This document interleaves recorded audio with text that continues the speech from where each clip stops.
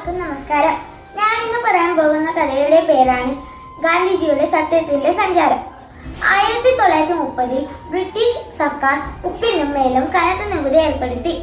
ഈ അനീതിക്ക് ഇന്ത്യക്കാർക്ക് കടൽ തീരത്ത് നിന്ന് ഉപ്പ് ശേഖരിക്കാൻ പോലും അനുമതിയില്ലായിരുന്നു.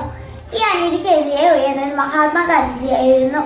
അദ്ദേഹം പ്രഖ്യാപിച്ചു, ഇത് നിയമലംഘനമല്ല, നീതിയുടെ പക്ഷത്ത് നിലകൊള്ളലാണ്.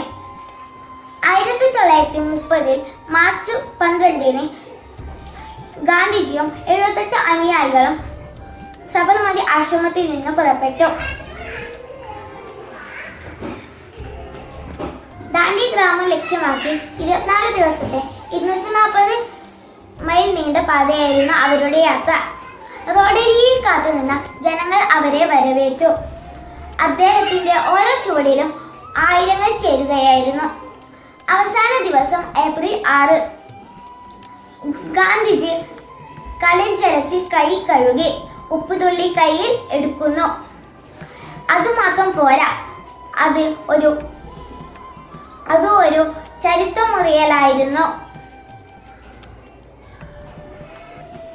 പ്രതിപക്ഷങ്ങൾ, അറസ്റ്റ്, അടിയന്തരാവസ്ഥ എല്ലാം വന്നപ്പോൾ പോലും അദ്ദേഹം അടങ്ങില്ല. അദ്ദേഹം അറസ്റ്റിലായതോടെ സത്യാഗ്രസ്തകർ രാജ്യമൊട്ടാകെ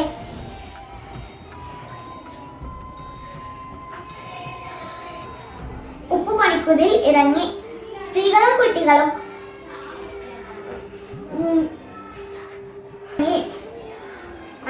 നീതി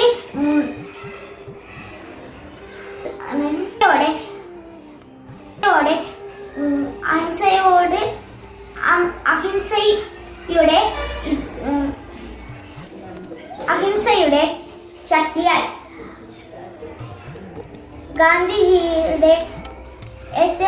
ഗാന്ധിജിയുടെ ജീവിതത്തിൽ ഏറ്റവും പ്രധാനപ്പെട്ട ഒന്നായിരുന്നു ഉപ്പ് സത്യാഗ്രഹം.